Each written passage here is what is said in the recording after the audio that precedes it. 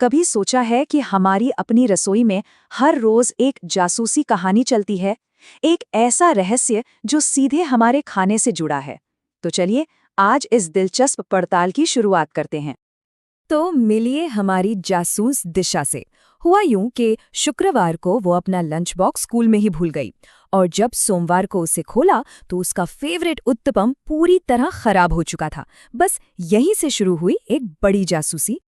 ये सवाल तो हम सबके दिमाग में कभी ना कभी आता ही है ना? फ्रिज में रखी सब्जी हो या बाहर रखी रोटी, आखिर इनके खराब होने के पीछे का राज क्या है? आइए दिशा के साथ मिलकर इस गुत्थी को सुलझाते हैं। तो हमारी जांच का पहला पड़ाव है उन असली मुजरिमों को ढूंढ निकालना जो हमारे खाने को खराब करते हैं। और मजे की बात यह है कि ये इतने छोटे हैं कि हमें दिखाई तक नहीं देते।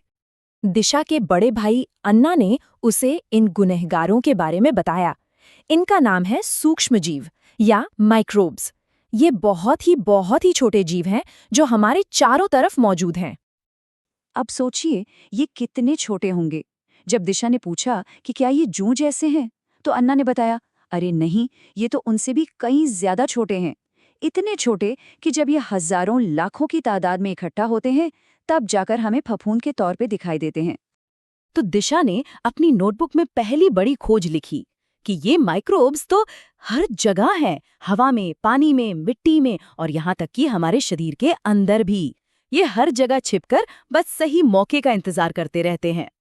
ठीक है, तो मुजरिमों की पहचान तो हो गई, पर अब सवाल ये है कि आखिर ये अपना काम करते कैसे हैं? मतलब इन्हें चाहिए क्या होता है? यही वो सवाल है जो इस पूरी पहेली को सुलझा सकता है। अगर हमें ये पता चल जाए कि उन्हें क्या चाहिए, तो फिर हम उन्हें रोक भी सकते हैं। अन्ना ने दिशा को बताया कि इन माइक्रोब्स को फलने फूलने के लिए बस 3 चीजें चाहिए: नमी यानी पानी, हवा और एक सही तापमान। जहां भी ये तीनों चीजें इन्हें मिल जाती हैं, ये तेजी से अपनी पार्टी शुरू कर देते हैं। तो यहाँ पर सबसे बड़ी बात पता चली। मतलब अगर इन तीन में से किसी भी एक चीज को हटा दिया जाए तो खेल खत्म। हम अपने खाने को खराब होने से बचा सकते हैं और खाने को बचाने के सारे तरीके बस इसी एक आइडिया पर काम करते हैं। अब जब हमें दुश्मन की कमजोरी पता चल गई है, तो चलिए देखते हैं कि हम इन्हें कैसे मात दे सकते हैं और अपने खाने को लंबे समय तक ताज़ा और सुरक्षित रख सकते हैं। दिशा ने देखा कि घर में मिर्च को धूप में सुखाया जा रहा है। ऐसा क्यों? क्योंकि सूरज की गर्मी मिर्च के अंदर का सारा पानी, सारी नमी सोख लेती है। और जैसा कि हमने अभी जाना, बिना नमी के ये माइक्रोब्स कुछ नहीं कर सकते।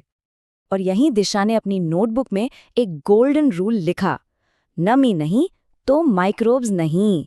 है ना एकदम सिंपल लेकिन पावरफुल आइडिया? और ये सुखाने की तकनीक सदियों से चली आ रही है और आज भी उतनी ही असरदार है। फिर दिशा की नज़र पड़ी अपनी पाती यानी दादी पर, जो आम के अचार में ढेर सारा तेल डाल रही थीं। पाती में बताया कि ये तेल एक गार्ड की तरह है, एक सुरक्षा कवच जो हवा को अचार तक पहुंचने ही नहीं देता। तो ये थी दिशा की दूसरी बड़ी खोज। सिर्फ पानी ही नहीं, हवा को रोककर भी इन माइक्रोब्स को रोका जा सकता है। तेल की ये परत उन नन्हे दुश्मनों तक ऑक्सीजन की सप्लाई ही काट देती है। अचार इसका सबसे टेस्टी एग्जाम्पल है। और फिर आता है हमारा मॉडर्न हथियार, फ्रिज। दिशा के अप्पा ने उसे समझाया कि देखो, फ्रिज इन माइक्रोब्स को मारता नहीं है, बल्कि उन्हें इतना ठंडा कर देता है कि वो आलसी हो जाते हैं और उनकी बढ़ने की रफ्तार बहुत धीमी हो जाती है। तो ये भी एक कमाल की बात पता चली। फ्रिज इन नन्हे दुश्मनों के लिए एक बर्फीले घर जैसा है जहां वो काम ही नहीं कर पाते। ठंडा तापमान उन्हें लगभग सुला देता है, जिससे हमारा खाना ज्यादा दिनों तक सेफ रहता है। लेकिन कहानी में एक ट्विस्ट है। दिशा की जांच में कुछ ऐसा पता चला जिसने सब कुछ बदल दिया। पता चला कि सारे माइक्रोब्स विलेन नहीं होते, कुछ तो असली हीरो हैं। जरा यहाँ देखिए, एक तरफ है वो जो ब्रेड पर फफूंद लगाते हैं और दूसरी तरफ वो हैं जो दूध से दही बनाते हैं, इडली का घोल फुलाते हैं और तो और हमारे पेट में खाना पचाने में भी मदद करते हैं। दिशा तो ये जान के हैरानी रह गई कि वो जो मुलायम फूली फूली इडली बनती है ना, उसके पीछे भी इन्हीं अच्छे माइक्रोब्स का ही हाथ है। वही घोल में खमीर उठाते हैं जिससे वो इतना सॉफ्ट बनता है। तो दिशा की जासूसी अब अपने आखिरी पड़ाव पर है। चलिए देखते हैं उसकी डायरी के फाइनल पन्नों में सेहत से जुड़ी क्या जरूरी बातें लिखी हैं। दिशा ने ये भी सीखा कि सिर्फ खाने को बचाना ही सब कुछ नहीं है, उसे सही तरीके से खाना भी उतना ही जरूरी है। जैसे खाने को अच्छे से चबाना, रोज ब्रश करना और आराम से खाना। ये छोटी छोटी आदतें हमारे अंदर के अच्छे माइक्रोब्स को अपना काम करने में मदद करती हैं।